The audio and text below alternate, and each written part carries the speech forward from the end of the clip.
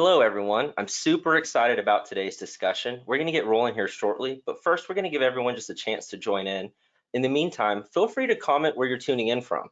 One of my favorite things about doing these webinars is being able to connect with so many people all over the world. I'm based here in Austin, Texas, so if you're here, let me know, and maybe we can grab a cup of coffee or a happy hour. And we'll be back in just 1 or 2 minutes.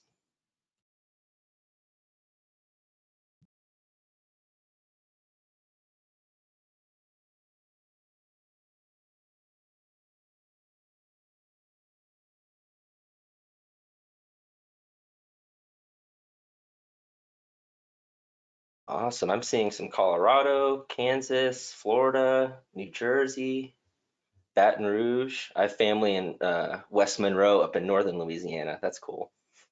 Awesome. All over the country.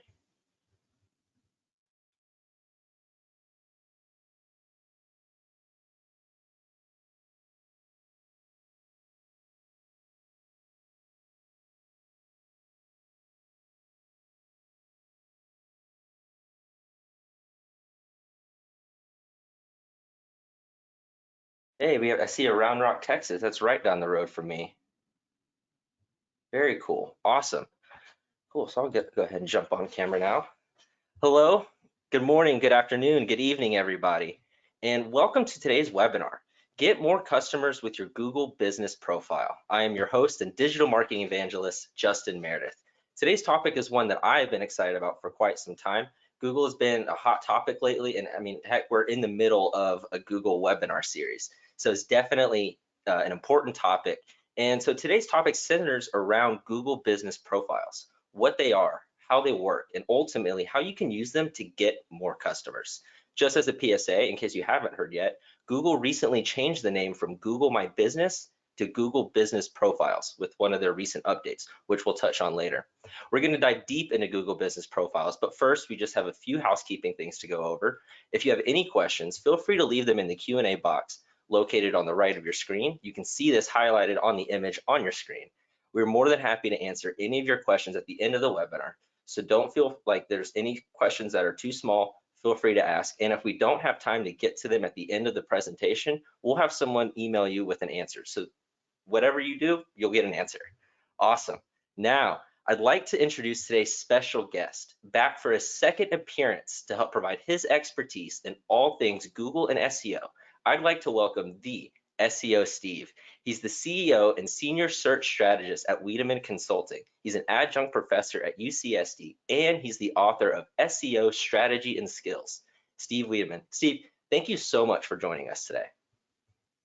Get this video going. Hey, Justin, how are you?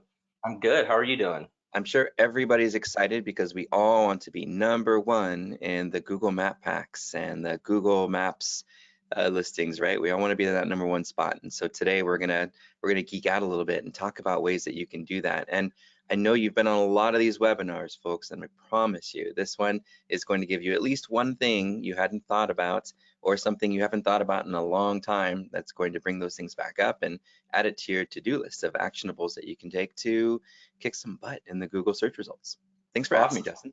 Awesome. Thank you for coming on. So before we really dive in, could you talk to us a little bit about yourself and Wiedemann Consulting and what your agency specializes in? Sure, but I'm not here to talk about me. I'm here to help everyone else. I've been in search about 23 years, and I'm very passionate about testing and sort of pioneering new boundaries of search. What can we do with voice, and how do we get those featured snippets at the top of the results? And how come my competitors have stars and all these FAQ listings below me? How do I get those? And what do I do to try to stand out more in the search results and get more traffic? So again, my background is stemmed from corporates, work I've done with Disney Parks and Resorts, and I've worked, for quite some time in agency world. And then 2010, I decided, you know what, I want to be closer to home. I want to be able to see my kids more often and still really embrace my passion for search. So I started my own little consultancy, and I've been helping brands and agencies. Some people call us the agency's agency. We're supporting several agencies that are looking to grow their department in search.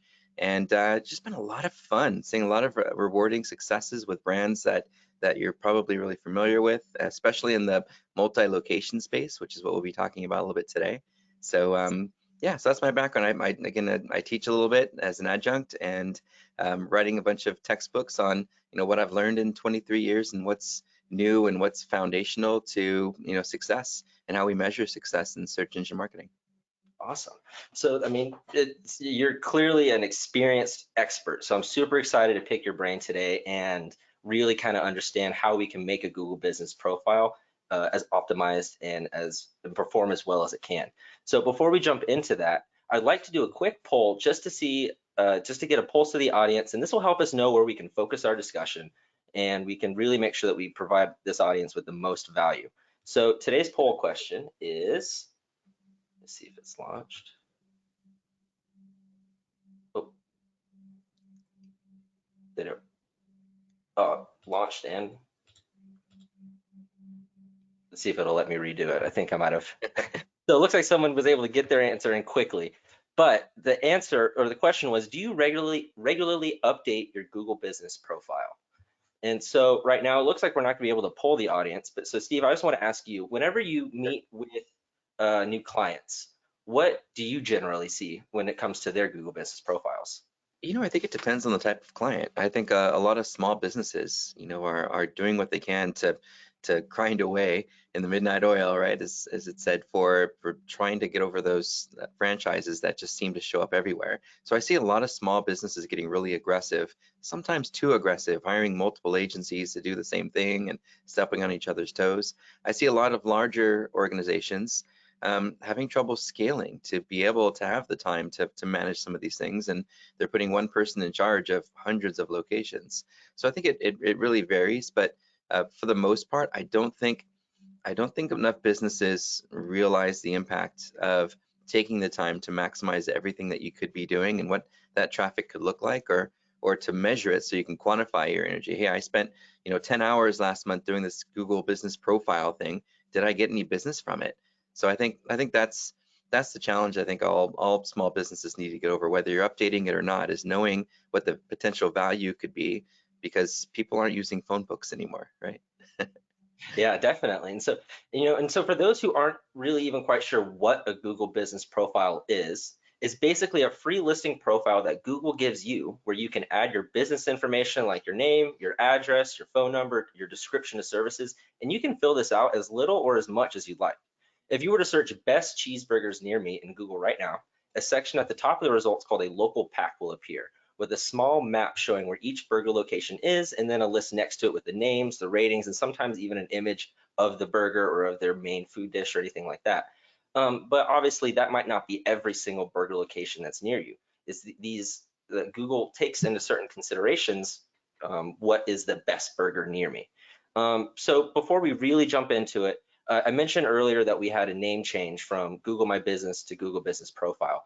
And so I think what we want to what we would like to understand first is, will that have any effect on businesses, or any, have you seen some impacts happen with the changes coming towards Google There's been a lot of changes. The name changes is really just one of many they've made over the years, and it's interesting. It keeps us on our toes. It gives them something PR worthy that they can talk about to remind everyone that they exist.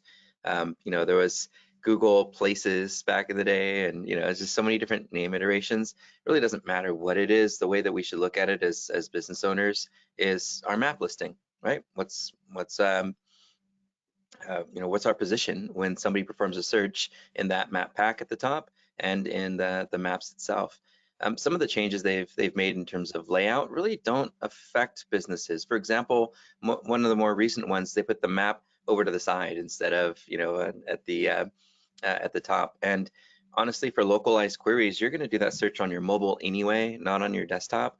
So I don't think it's going to have that much of an impact. And I haven't seen anything in any of our data that some of these changes have made an impact to our traffic or our rankings. I think they're just trying to provide better results based on how people are using search. So we did talk about some of the features like that map change. The local pack, of course, one of my favorite things about Google's whole map interface is it's free. Any business can go and sign up. And if someone tries to charge you to do that, think twice, because it's a free listing.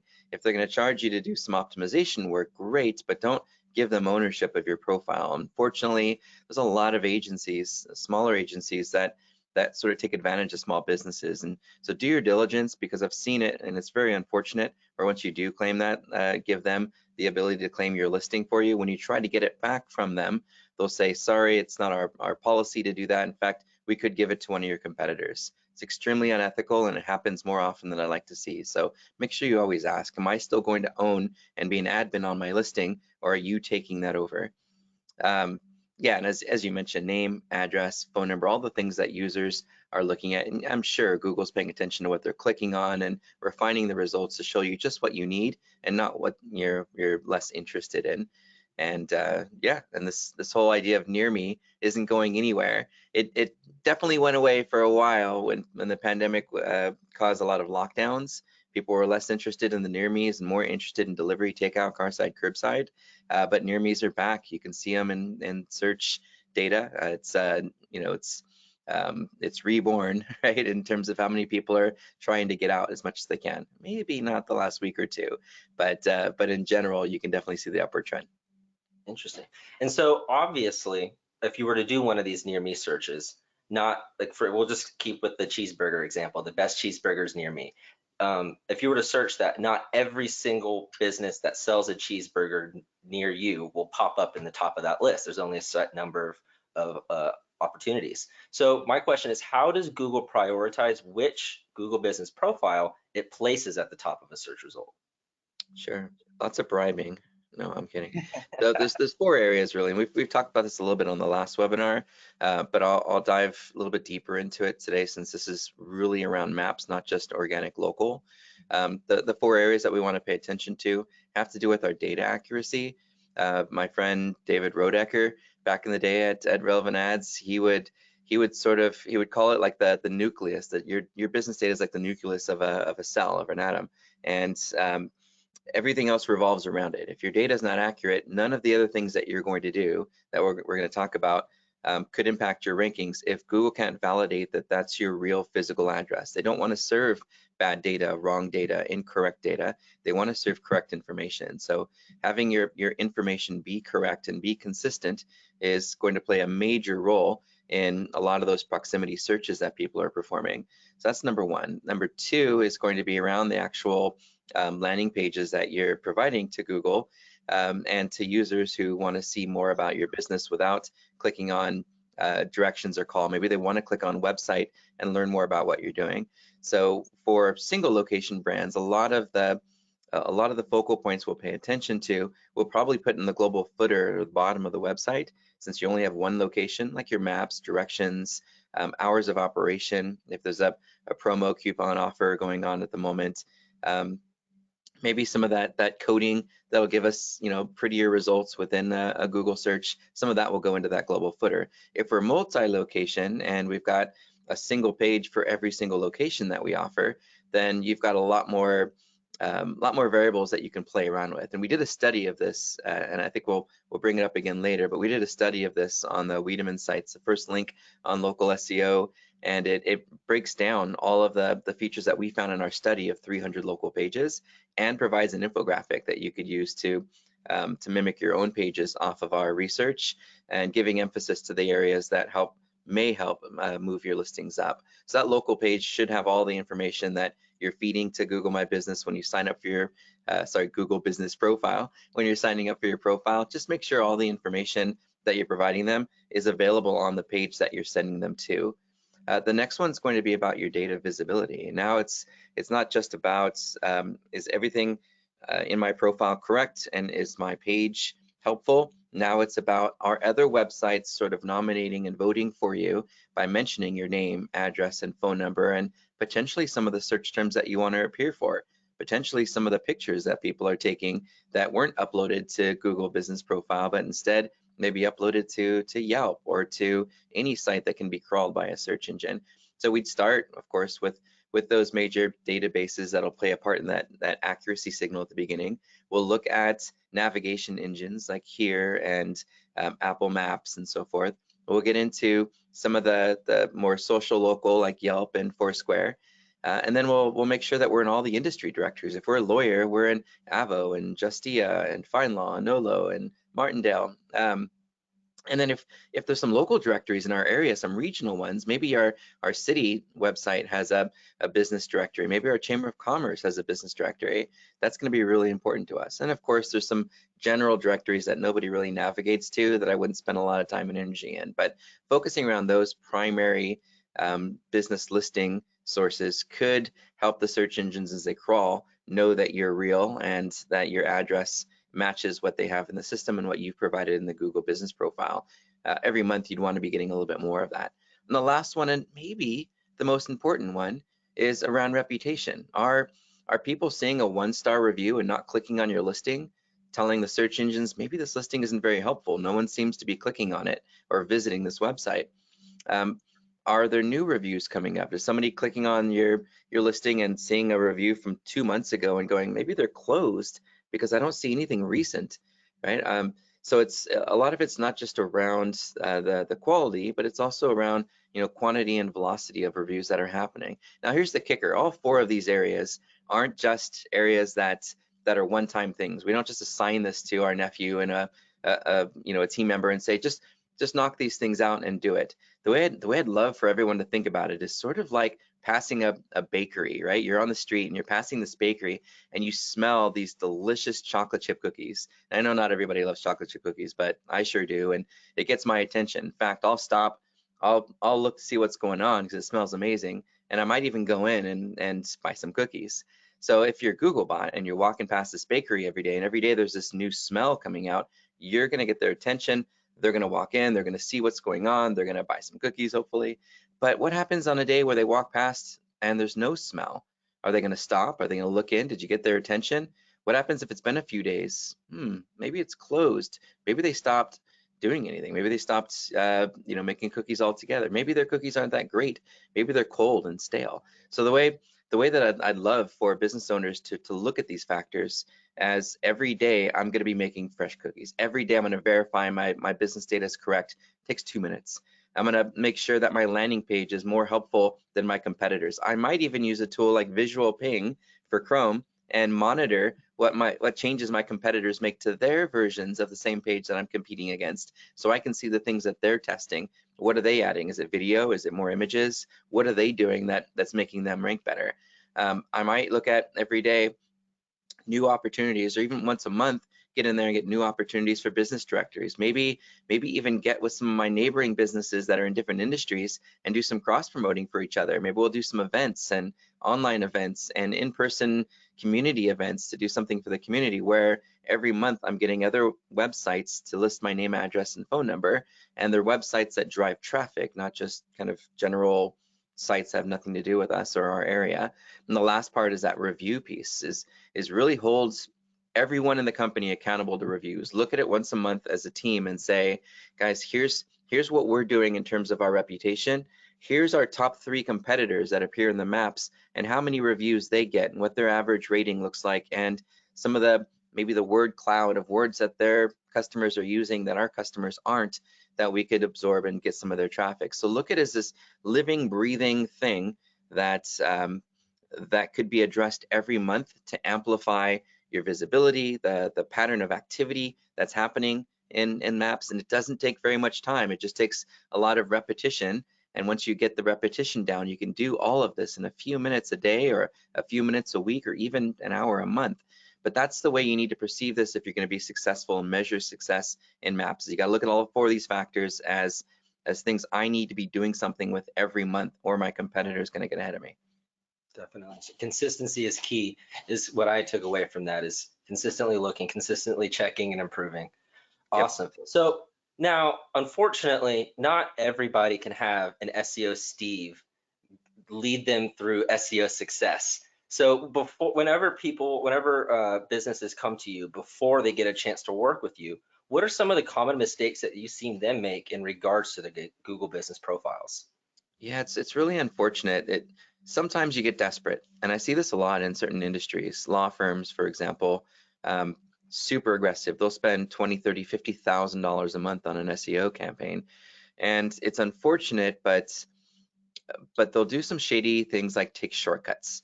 There's a lot of shortcuts I see businesses take, such as stuffing their business name with keywords, such as saying they're open 24 hours when in reality their office closes at 6 p.m. You know, it's about trying to shove geographies into service fields, right? That Google already knows from your name, address, phone number what your geography is and what's nearby. You don't need to say near to this city, this city, this city in hopes that they'll see that city and rank you for that city. They already know proximity. You don't need to shove keywords and geographies into all those different areas. The most important hack to avoid is just manipulating anything, whether you are buying reviews and ratings from Fiverr or some other crowdsourcing platform, or just lying within the profile.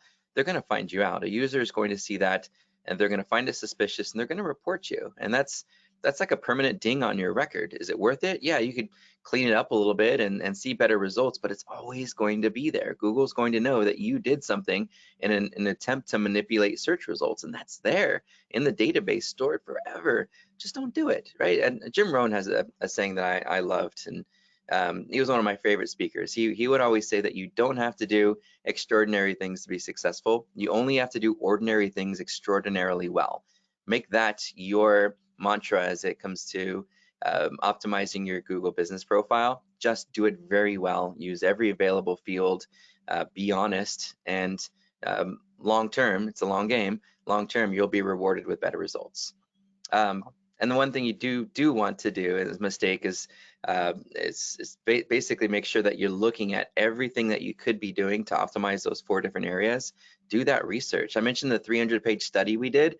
That took over a month and a half to do, and it was worth it. And now we know what the top ranking factors are based on differentiating different local pages that rank better than others. We know that you have 107% competitive advantage if you're a multi-location brand using hyperlocal content. We know if you put a link to directions that you'll have an 84% competitive advantage because we did the research. And it seems exhausting and it seems boring to do it, but once you've done it, you will know, and you'll be able to create that roadmap for yourself. So do your research, see what's working for the top ranking pages, reverse engineer them. You know, maybe even get super creative and call, you know, a college intern and say, hey, could you be our marketing student and call these competitors and talk to their marketer just to pick their brains on what's working for them, right? And that way they're learning and you're also learning as sort of a spy technique of what's working for the competition that you could test and roll out in something that you want to do to achieve higher results. So do the research, it's worth it. Look at technical SEO, look at your content strategy and the pages you have versus the competition. Look at their off-page strategy and what's driving interest to their pages, and name, address, phone number mentions, you know, using a lot of the different tools that are available to research those citations. Interesting. Can you touch on activity on a Google business profile and how that affects its performance, and maybe even provide some tips on how to generate activity on your profile? Sure, I've got a lot of really good ideas on that one too, and we've seen some strange things. I've seen some of my peers, and if you're listening to this and you're one of my peers, I'm not going to call you out by name, but you know who you are. They're going out and they're buying like hundreds of phones, and they're creating a network to make it appear that a lot of people are searching for, getting directions to, and checking in on location. And I'm like, why would you do that? Like, because it works. It's showing activity. It's showing people actually driving in, and I'm like, that's not sustainable. I mean, what happens if that business can't afford you for a couple months and all of a sudden the pattern of behavior just stops? It's, you know, the search engines are going to raise an eyebrow. I mean, algorithms are based on patterns. Algorithms aren't, okay, we saw this a year ago, so this must be a good result. Algorithms are real time. They're crawling and then they're reevaluating every day. So the activity helps them, just like that bakery example we showed you earlier, that something's happening. You can smell it, you can see it, you can taste it. So some things that you could do with your Google business profile that are positive things and not manipulating results are simply having everyone who works there get directions using Google Maps, right? Super simple. I know my way into the office. That's okay. Do a search, find it, click directions, and then when you get there, when there's a little button that says know this place, hit OK. When you're there, take a picture or a selfie, you know, of a different location that you're at, maybe at the front entrance, maybe at the front desk, maybe with the team member or their employee, maybe with some of the product services or the menu of services, right? Or food items if you're a restaurant. Do a different picture every day and upload it. That's showing the search engines that every day somebody is searching, visiting, and patronizing an actual location. It's not closed, it's not dormant. You know, there's no cold cookies, right? So I think there's a huge advantage there. Another thing I've noticed is, you know, if you use every single field that's available to you, and I know this is hard when you've got 2,000 locations. We're struggling with this right now with one of our restaurant chains, is getting every single field used. So the more information you have, the more helpful it is. Not everyone's going to be interested in all those fields, but there's going to be somebody. And if you exclude it, maybe you've excluded that one somebody. So it's all part of the puzzle and putting all these pieces together to maximize how much traffic we can get and what our ranking is. So use every available field. If there's 300 characters available, use all of them. And if you're not sure what to write, look at your reviews, maybe look at your competitor reviews, and draw your own sort of word cloud from that. One of the things I like to do is I'll take, and this is a manual way to do this without using software, is I'll take copy paste all of the reviews that I have and the competitors have. It might take a whole day to do it, and paste them into Word. And then I'll take all of that and I'll go to like a keyword density tool, really old school SEO thing. And then what I'll do is when I put all those copy paste into it, I can actually create a word cloud in a way within that keyword density tool. See the words that are coming up the most often. Oh wow, people are really talking about the word fresh and talking about the word delicious, and they're not really saying that as much about us, but they are saying it about competition. Let's make sure we use those words in our descriptions of our products and in our Google business profile, and let's encourage our users to be descriptive when they leave reviews. Instead of saying, hey, if you like us and you had a good experience, leave a review. Don't do that. Just say, hey, it'd be really helpful, since we're trying to get our names out there, but more of when you give us a review, instead of asking, just sort of assume they're going to. Hey, when you give us a review later, could you mention a little bit of the details of what you had and what you liked? Like, did you get delivery or takeout? What were the type of foods that you tried, and how would you describe them? The more you can share, the more it's going to help us. And the more we're able to grow, the more we're able to to keep giving you great value. So I think that's important too. I mentioned the using Google Maps when you go to the office. The photo thing is really interesting. We recently got to hang out with Mike Blumenthal, and he's got this genius thing he's working with now that uses Google's image API to detect what an image is. And you can do this on your own. You can take a picture and use Google Lens, for example, and Google will tell you if it knows what that image is. So one of the things that you could do as you're taking pictures of your products and your services, your parking lot, of anything at the office. Hey, Google.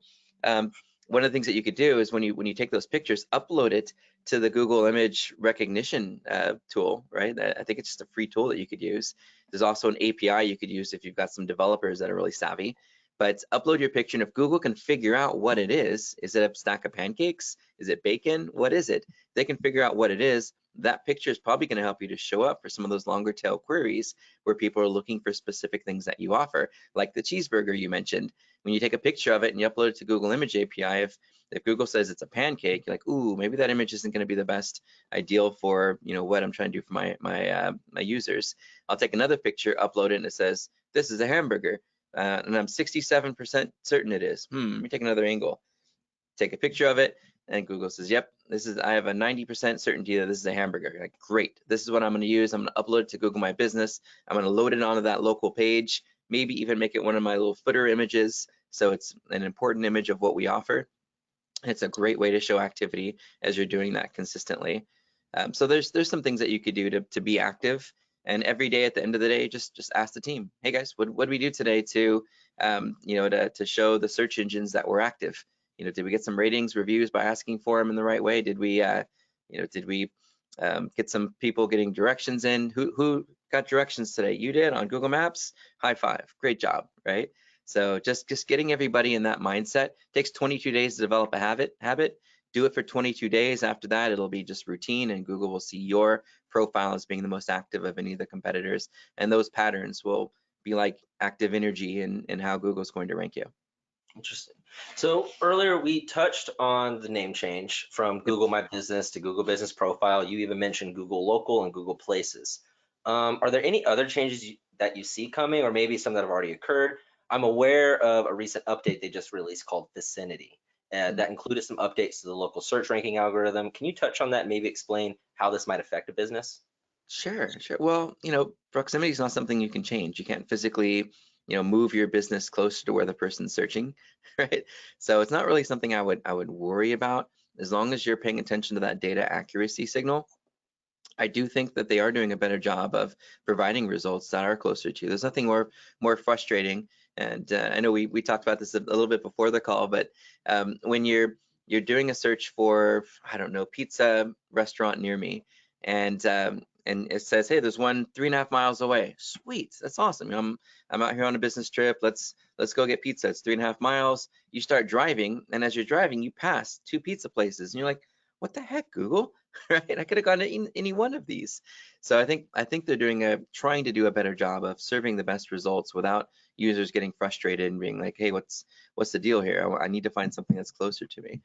What kind of changes? We mentioned those layout changes with desktop. Not really something I'm as worried about for mobile users, because the mobile there's no mobile side margin where you have to worry about a map being in there or being annoying. There are some people that still use desktop, and I think it is a cleaner experience now. The aesthetics are better. You can see the button is this nice smooth button instead of this tiny little 48 pixel tap target at the bottom. So just a overall cleaner experience for users. I haven't seen anything data wise that showed a positive or negative impact to businesses that are doing ordinary things extraordinarily well. I think those that are gaming results and lying about their location, maybe you're on the border of Huntington Beach and Westminster, but you're technically in Westminster, but Huntington Beach has a bigger audience. So you put Huntington Beach on your profile, they've fixed that. And in many cases, you're going to show up in Westminster, whether you write Huntington Beach in your profile or not. And I think the spam issues, they're going to continue to clean that stuff up ever since, the Pigeon update and several of the others in the past. They're always trying to find where people are doing things they shouldn't be. We work very closely with Ben Fisher, who's just incredible at being able to detect and fix and report spam for us. And he's got that red line to Google. So when you see a competitor who's doing something manipulative to try to rank in search results, it's always nice to call somebody who's a Google product specialist, Google business profile expert who can help you through that. And Ben's been incredible for us. In fact, you just do a search for like Google My Business Product Expert, and he's like #1. So so there's some things that I think are making the ecosystem better and healthier. So if you're doing things to manipulate search results and you've seen some rankings go down, you probably know why. Awesome. Interesting. Okay. So before we move on, and I want to give you the chance to take the floor and offer any sort of final tips or advice for our audience on how they can take their Google business profiles to the next level. Absolutely. Do we have another slide? I don't remember. Make sure. No, it's just introduce. Okay, so my last tips on here. I thought I had another slide on here. Man, I need to get longer decks going on for you guys. So yeah, I think there's a lot of things you can do. The first thing is keep up with trends and changes. I subscribe to a local search forum where I hear all the experts like Joy and Mike Blumenthal and all these folks really talking about what's happening right now in local search and staying up to date. Even if it's only a few minutes a week, hey, I'm gonna lock down 15 minutes to do my little refresher on what's going on in search. Subscribe to search news and blog feeds. I use a service called Feedly, and it allows me to sort of read the newspaper the way that maybe my parents would have, when I was a kid. My newspaper is around my industry and what's interesting to me, and I can see that in a newspaper magazine format using Feedly. I subscribe to all the news sites, and within 10 to 15 minutes when I have my coffee every morning, I know what's happening in search. I can keep up with the trends, the changes, and sometimes some really interesting strategies that might help boost my performance overall. Real interesting case studies and stories that are happening that I can learn from within a few minutes a day, getting that daily intake of news. The other things that have really helped me is connecting with experts, whether it's just befriending a few experts in local search to ask questions to here and there. All of us love what we do. We're very passionate. I help people for free every day, especially those that seem really interested in search. We'll get on social DMs. They'll send emails.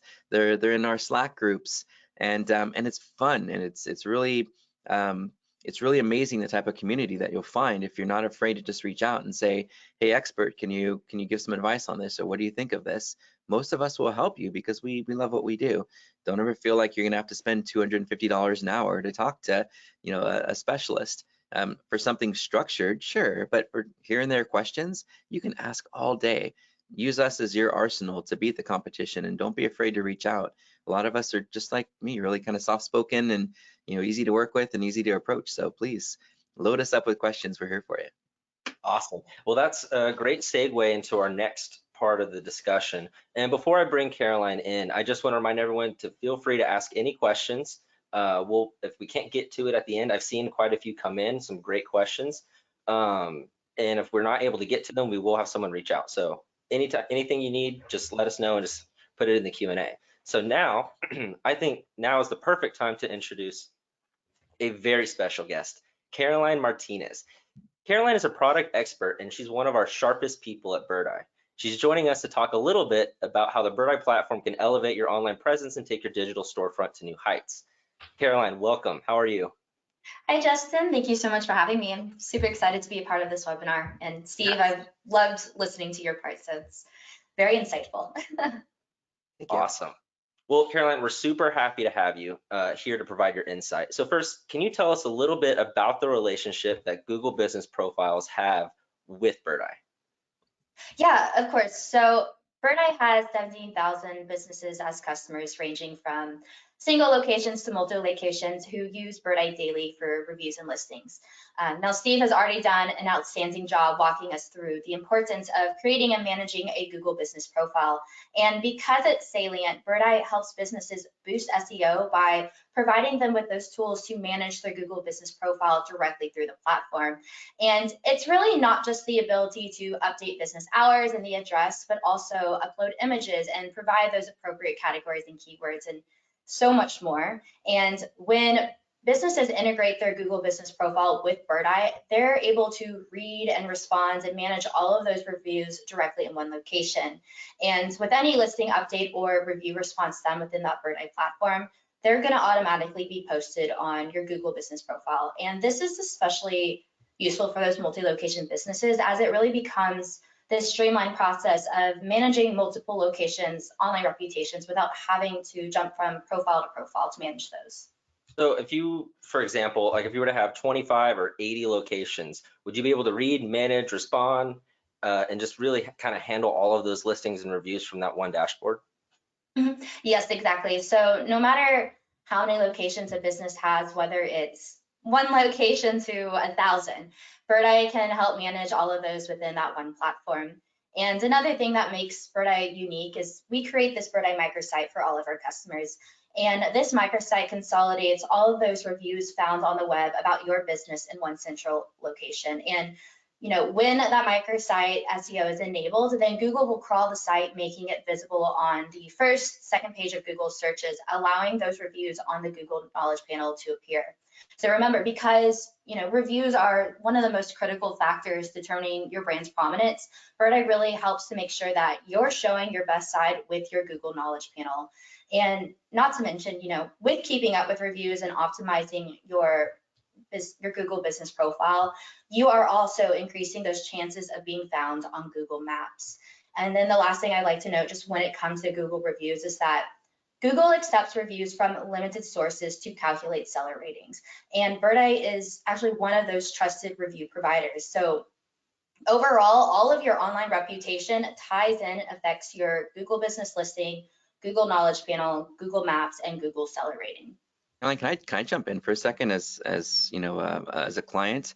One of my favorite features and what drove us to Birdeye was the seller ratings. The seller ratings can basically merge with your Google Ads account at an account level, and you could be one of the few service providers. Kind of interesting because normally you think of seller ratings like products, but you can be one of the few service providers to have ratings in your paid ad thanks to the Birdeye platform. And my click-through rate on paid ads and my ad relevancy scores, my ad format scores that play a role in quality and lower my cost per click in Google Ads are significant. So if you're not using Google Ads, there's still a lot of benefits to Birdeye in terms of reviews. But if you are, the success that you could see by using these seller ratings and working with the Birdeye team to get your seller ratings in the paid ads in a search result is phenomenal. So I didn't mean to interrupt, but No, that was I perfect. fell in love with you guys because of that. So Awesome. Yeah, no, that So- was perfect. Spot on. So Birdeye has a relationship with Google from an online reputation standpoint, but what about from a customer experience standpoint? Yeah, and that's actually the next, relationship that I was going to talk about that we have with Google. And one of the neatest integrations we have with Google revolves around customer communication. So think about it, 92% of searches start on Google. So why not meet your consumers where they are, which is on Google through Google's business messages. And business messages is this new modern medium for users to connect with a business directly from Google Search and Maps. So when you integrate your Google business profile with Birdeye, you're going to instantly begin receiving those business messages within the Birdeye inbox. And here's where you can start having that, streamlined two-way conversation with your customer or even prospect to help answer their questions, close on those transactions, and just overall provide a positive experience. And if you guys are interested in learning more about Google's business messages, then we are having a webinar on February 17th where Google's very own head of channel partnerships and alliances, Stephen Bruff, will be joining us to discuss how to use Google's business messaging tool to get new customers. So I highly encourage you guys to join that if you guys want to learn more about business messages. But the last relationship I want to talk about when it comes to Google and Birdeye is Google Analytics. So, as I mentioned before, when you integrate that Google business profile, your listings, reviews, and business messaging insights will sync into the Birdeye platform. And here's where you're going to be able to do a deep dive over user views within Maps and Google searches, those user actions. So, are they clicking on your website? Are they, requesting directions? Are they looking and trying to give you a call? And then how consumers are searching for your business in the local area. And then additionally, we'll have insights over business messages and then reviews and ratings. So we have tons of reports, regarding those Google interactions. Interesting. So, that sounds very useful. I feel like that data is what tells you what's working and what's not. So it looks like we have just a little bit more time. Can you show us real fast what this looks like from the Birdeye point of view? We've talked a lot about this dashboard and all these things, and I just kind of want to show everybody what that looks like real quick. Yeah, I think a really good place for us to start is just with the Google listings. So, as you can see here, directly within the platform, you have the ability to update your business name, address, and contact information. But remember, as I mentioned, that's not all the editing you can do. So when you're in the platform and you scroll down, there's going to be more fields for you to fill out and update, such as those categories, keywords, images, descriptions, appointment links, social profiles, and again, so much more. And once you make all of those updates, then that information is going to automatically sync and show up in your Google business profile and Google Maps listing, helping you to enhance that SEO. Now, if you want to take a look at the next slide, here is an example of the Birdeye microsite. So remember, when the SEO is enabled, Google will crawl the site, enabling reviews to appear on your Google Knowledge panel, which you can see here off to the right-hand side. But to touch on the microsite a bit more, here's where you can see, the business has 1,427 reviews with a 4.9 rating. But if you want to take a look at their Google listing, on Google, it shows they have a 4.7 rating with 365 reviews. So the reason why the number on the microsite is much higher is because Birdeye will consolidate all of the reviews about your business into one central location. So this really makes it a one-stop shop for your consumers to get a full understanding and full picture of what your online reputation is without having to jump from site to site to do all the research. Instead, it's one place for them to really get that full view to make a decision a lot quicker. So yeah, that's with the listings. I don't know, Justin, how are we on time? I do have a few other demos, but I don't want to. Probably do the first one or two real quickly, and then we can jump into Q&A. Okay, perfect. So Justin, if you don't mind, I'm gonna see if I can switch over and change to share my screen. Is that all right with you? Sure, I just stopped sharing. All right, awesome. Can you guys see my screen? I can. Okay, cool. So the second part of this demo, guys, I'm going to show you more on the Google Analytics, but within the second half, all of the customer information you're going to see here is entirely made up since this is a demo account. But jumping into the reports part, all of our reports for Bird Eye are going to be under the reports tab. So here you're going to be able to see your listings report, review reports, campaign reports, and ticketing reports. We also have inbox reports, and that's where you can look at your business messaging data. But because this is a demo account, it's not here today, but we do have that also. But taking a look at the Google listings. So here, like I mentioned, you're going to be able to see your users' views. So are your users looking at you through Google Maps, or are they looking at you through Google searches? What are their actions? Are they looking you through a website, requesting directions, or are they clicking the call button? And then lastly, how are they searching for you in the local area? Are they searching you by your name specifically? Are they looking through categories and also by brand name? So here you can really look through the data and see, okay, are your numbers going up or down? And then you can also look at it from a month-to-month standpoint, or you can customize it and look at it from a more, my screen goes, there we go, from a quarterly view, a weekly view, a daily view, or a yearly view.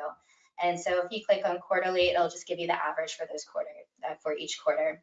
And then we also have a filter by section. So if you guys do have multi-locations, this is where you can filter by location. Or if you have multiple locations in one state, you can filter by the state and look at the data for all those locations, let's say in the state of Texas. And then also you can customize that time frame. So if you want to look at data as far back as 2, 5, 10 years, you can do that, or even as soon as just yesterday. So you do have some customizing when it comes to looking at the data, but this summarizes what our Google listing reports look like. I do have a demo over reviews, but I want to make sure we have time for Q&A. So Justin, I'll let you be the decision maker. So I think we'll have to jump right into Q&A. We're here, we're at the 45-minute mark, and we've got a lot of questions. So thank you everybody for that. So I think that probably would be best if we just jump right into it. Yeah, of course. All righty, so let me see. Let me pull these back up. Where am I? There we go. So so Caroline, one of the more recent ones I just saw pop up real fast that I know you can answer quickly is the integration with Google an added function of Bird Eye, or would that come at an extra cost?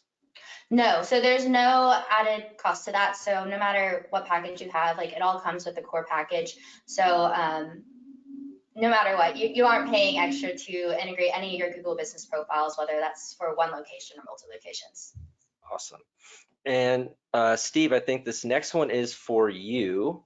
We've got a couple of questions that are like this. So do you have any tips for a business that doesn't have a physical location? One of the questions we received earlier was from a real estate agent who wasn't quite sure where to place their address, I believe. Let me make sure. I just want to make sure I get that's the correct. Sure. Yeah, there's a lot of industries that are like that, where no one's going to come to your plumbing office if they need a plumber, right? It doesn't make sense. So yeah, if you're working around those other optimizations that we talked about, you can still submit your business and tell Google what your service area is, while not disclosing publicly what your physical address is. There's still a lot of ways that you can optimize. The reviews are going to play a big part of that. The ratings and reviews, the mentions of your business name and the city, for example. Maybe you don't have name, address, phone number everywhere, but you have your business name and what you offer prominently across the web, and every month you're getting new mentions because you're doing things to put your name out there. The other thing that you might have to look at in some cases is not the maps, right? Maybe I'm not going to appear as high in the maps because they're showing physical address locations, and that's okay. You still have organic to work with. You can still create content. We had a lawyer who had 3 major practice areas. It was around car accidents, truck accidents, and wrongful death.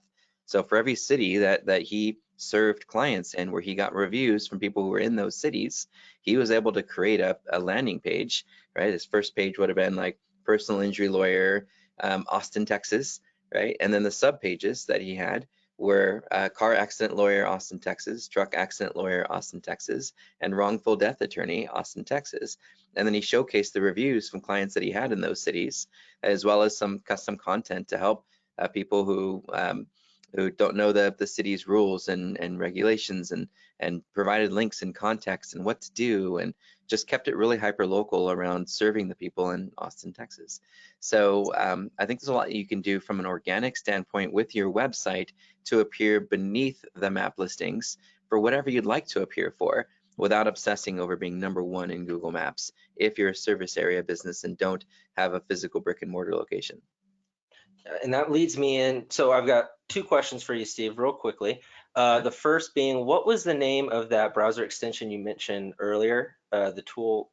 Sure. Do you- There's a few that I like to use. Visual Ping, P-I-N-G, Visual P-I-N-G is a great way to look at and monitor any changes. I use it for Google documentation all the time. The Google SEO Starter Guide, the Link Schemes guides, the developer guides, when they change those, I know immediately. I get an email from Visual Ping saying this page changed and here's what changed. And they highlight the area because I want to know, I want to keep up to date. So Visual Ping is one of my favorites.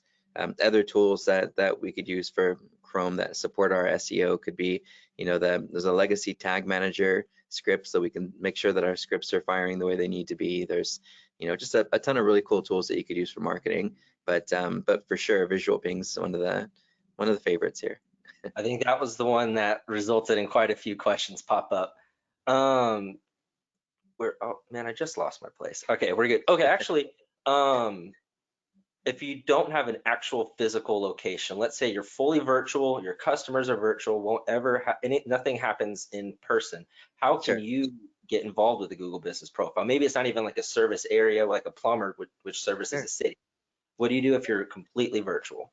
Yeah, if you're a business, you can submit your business to Google easily.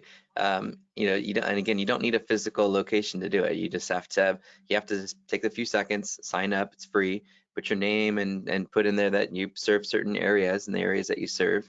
Put in as much information as you can about the services that you offer or the menu that you offer. Right? There's a lot of different things that you can do to still get some presence there. You never know. Especially with pictures, you never know what Google's going to show you for. So take as many pictures of what you do and what you offer as you're able to, because you never know what Google's going to show your listing for. Interesting. So with that, this is actually another follow-up question. How would you know how to verify that your Google Business Profile if you don't have a physical address to say where they can send that postcard to? Sure. Is there different verification processes for that sort of thing? Yeah, and that's one of the reasons we work with Ben quite a bit too. There's those challenging situations, like there's a resort in St. John that we work with, and we didn't necessarily want the address to be a public thing because it's kind of a private property, right? And so there's some coordination that you do. You submit a request, and then they do some verification with you, either through real time where you're there and you're on location, through signage. Right? There's some things that you could do there to kind of prove it, and then documentation. Lawyers, when they're doing the local service ads, have to prove, that they're a legitimate business and they're, what they call it, green screen verified or whatever, right? It's a verified listing by the Google Business Profile team. So yeah, you could definitely tap any of the Google product experts to help you, through that process, so that you can maximize your visibility even if you don't have a physical address. Interesting. Okay. And here's another one that actually might apply to the both of you. Actually, there's a lot of questions here coming in, so my thing keeps moving up. But does commenting on my Google reviews help my listings recognition? Yes, 100%. I think when you respond, it tells users that this business cares. They listen to their customers. Whether you're simply apologizing for someone who had a poor experience and asking them to reach out so you can solve their problem and not going on a rant and being defensive, or just thanking somebody for leaving a positive review. Hey, we really appreciate that you took the time to do this, and we love having you as a customer. We look forward to seeing you soon, right? I think those play into the search behavior signal of organic search in general, right? Your content is there to make sure that you're relevant to the query, the off-page visibility, the links and mentions of your business name, address, phone number are like votes to give you credibility, and then how users interact with your listing, whether they click on you and stay there, or they don't like what they see, they go back, they choose a competing listing and stay there. Those are the 3 primary signals of search. And so with reviews and responding to reviews, that plays into search behavior. If a user doesn't see what they were hoping to see, or they see something that kind of turned them off, they're going to choose a competitor, and ultimately Google eventually is going to infer that maybe you weren't a very helpful listing. Interesting. Another one that we've got a lot of questions, which I'm good. We have a lot of time for Q&A because these are Let's do some it. really awesome questions. So Thanks, everyone. does Google punish you for deleting outdated pictures on your profile that has hundreds or even thousands of views? Like does kind of cleaning out old pictures and maybe things have changed, is there any sort of impact on that? I don't have any data for it, but remember, this goes back to trust and transparency. So if you have a picture on there that's not relevant to your business, maybe you stop selling cheeseburgers. If a user sees a picture of a cheeseburger and they come in expecting a cheeseburger, they can be pissed. They're not going to come back. So I would say if you're deleting old images because you simply don't offer those products anymore, who cares if you lose a little bit of the traffic that you were getting from those searches? You're doing the right thing and not presenting a bait and switch with customers. So if you're doing it because you're upping your brand a bit and you want better imagery, then yeah, there might be a little bit of a setback because some of those images might have been driving incremental traffic for you. So I think but it's not really a penalty. It's just that the picture that was being displayed when people were running queries where restaurant with French fries near me, and suddenly you took off the picture of the French fries and put a new one on. It might take some time for that new image to pick up some momentum and to be displayed in the preview of the map pack, or the thumbnail. So yeah, I'm sure there's going to be a little bit of an impact anytime you make a change, but if you're doing it for your customers, it'll come back. Interesting. Okay, that's a good answer. Thank you. So I've got two questions here from two different people, but they're kind of similar, so I'm going to ask them back to back. What can you do when you receive bad reviews on Google that don't represent what really happened? Is it recommended to report it or leave them there? And then also, when we receive a review from someone that is trying to drive business to their business and did not use our services, is it possible to remove the review from within Birdeye or maybe some sort of reporting? I'll let Caroline answer the Birdeye part of it. I can talk to the Google piece. Yeah, so for the Birdeye part of it, I would just say, if you have a bad review that, isn't what really happens, respond to that review, respond to it appropriately, make sure, because you want, if there's a consumer or a prospect looking at your reviews and they see a bad review, like Steve said, you want to respond to that so they can know, like, okay, one, you're listening to your customers, two, you're taking action, you're showing that, you're trying to solve the issue. So, you could just write a simple message like, I'm so sorry, like that happened. No, we'd love to make it right. Please just, reach out to this email or give us a call at this. We want to make sure we can understand the situation and roll out the red carpet. Yep. Yeah, so really try, obviously every business is gonna have some bad reviews here and there, and there's not much you can do because, everyone has a right to leave a review about a business. But I think just showing that you care and that you're actually paying attention to what people are saying, whether it's good or bad, will, that will show, the business's true colors, that you guys really are paying attention to everyone's experience and trying to make everything right. You can do that through the platform, Caroline. You can actually respond in line. Yeah, you can respond to reviews within the platform. So, and especially if you have the Birdeye mobile app. So if you're not right on your desktop and you have that Birdeye mobile app and your notifications turn on, the minute someone leaves a review for you, you will instantly get a notification that, hey, you have a 5-star review or even a 1-star review. So especially that 1-star review, you want to pay attention to that one really quickly. So all you have to do within that app, if you're not in your desktop, is just open the app and look at the review, and then you can respond and try to get on the phone with that customer and solve the problem. Or solve whatever happens. Absolutely, and you can flag a bad review. You can explain why it's wrong or not for your business or not a real customer or a competitor doing something shady. You could even report competitors who are buying reviews and ratings as well.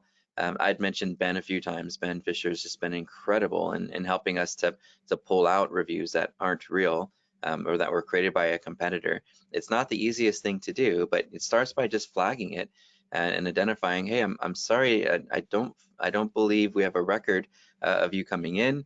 I'm sorry if this did happen. We want to fix it. And then you hit the flag button and say this isn't a real review. or this is accidentally somebody left a review for a competitor, but they put it on ours thinking it was us. So you can do that, and if you're not seeing results, you can escalate to a Google Business Profile expert, and then they can escalate, try to verify the authenticity of the reviewer, and in most cases, it'll go away. Awesome. Unlike other platforms that we won't mention, Google Business actually will remove a listing of a negative review. Awesome. Interesting. And I've always thought about, that's the way I've always approached a negative review. I've always thought of it as an opportunity for you to show your potential customers that you care about your customers, regardless if they had a bad experience or not, that you're willing to take the time to take care of them, to fix the mistake if there was one, and address it. Because to me, I've always thought, like, if you see a 1-star review and that business responds, it could even turn into a positive. You're like, okay, everybody gets 1-star reviews every now and then. Somebody has a bad day or whatever may happen. So I think looking at the bad reviews as opportunities to show people that you care could actually really turn things around for you as well. Absolutely. Yeah, you never know. I mean, just by handling like someone's helping someone out and reaching out, trying to solve the problem, they could go back and edit that review and change that star rating to something more positive. So, Happened many times. We've even had some cases with another place people were leaving reviews where somebody called on a Sunday and we didn't answer, and even says we're open Monday through Friday, but because we didn't answer, they left a really negative review. And I said, I apologize, and I said Yelp needs to do a better job of making sure it's clear what our hours are, but I'm going to make it up to you. We want to make sure that you had a great experience, and we're going to offer you a free 1-hour consultation. Please give us a call on Monday. Yada yada. We went through, we did a call with the person, they went in, changed their rating from 1 to 5, and and it costs the business because consumers know that they can extort businesses using review tools, unfortunately. But in the end, it played into a positive review for us and a referral down the road. So Awesome. It's what it is. And so we're right at the time, but there's one last question that I think would be perfect for Caroline, and then we can wrap up. And then if I wasn't able to get to your question, we will have someone reach out to you, so don't worry about that. But the last question I have here is there a place for automated responses when what we could use for various reviews? Yes. Oh, sorry. Yeah, go ahead. Yeah, so within the Birdeye platform, you can actually automate your review responses. So, if you have a negative review, then the platform can detect, okay, this is not a positive review. So it can, whatever you create as your response for that, you can automate it so it will automatically post as a response when that review is left. Same for positive reviews. If you have, positive review and you want to say a specific message, you can do that. And you can have different types of templates for that as well. So it's not just the same response for every single review. You can switch them out and they will automatically post. But if you have the time, take the time and personalize everything, because some people will read through review responses, and if they see the same response twice, they'll kind of frown on it, like, I'm not important enough for you to write something custom to. So if you can, I would highly recommend personalizing it. Guys, I know we're wrapping up, but there are a few things I know we really didn't get a chance to touch on that are more extensions of the Google Business Profile. Things such as Google Posts and the frequently asked questions. These are all different fields and functionality that you can explore.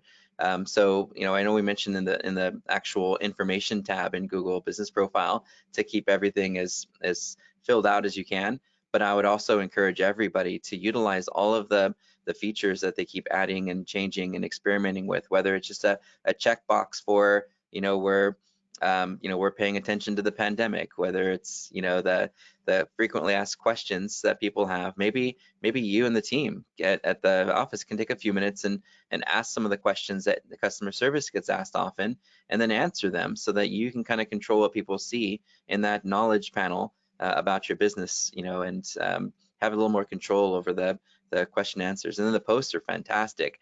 You can use some great keyword rich content to share what's happening and what's new, and users will see that. It shows that you're active and can play a pretty good role in Google's algorithm as well at the moment. Whether they keep that after the pandemic or not, and what we can do with that posting capability, nobody knows, but it's there. Use it. Use all the features that they give you. Explore and play with everything. Awesome. So it looks like that's all the time that we have for today. If anyone has any other questions, feel free to email us anytime at events@birdeye.com. And also be sure to register for our upcoming webinar on February 17th when Caroline hosts Google's Stephen Bruff. The guy is brilliant. I had the pleasure of joining the intro call with him and Caroline earlier, and I gotta say I'm psyched for this one. Luckily, I'll be a fly on the wall and I can listen and learn. So I highly recommend checking that out. And if you missed the first 2 parts of our Google webinar series, you can find the recordings of those on our website. In the last one that we did, Steve here gave us excellent insight on how to get more out of your SEO and how to find, he provides his best tips on how to outrank your competition on Google. So be sure to check that out. So with that, thank you, Steve and Caroline, so much for your time. It was an absolute pleasure to have you guys. As always, Thank I you. look forward to talking again soon. And so thank you everybody for joining. The recording of this session will be made available on the Birdeye website, and you'll also get an email with the link. I hope you all have a wonderful rest of your day, and we'll see you next time. Thank you. Thank you. Bye.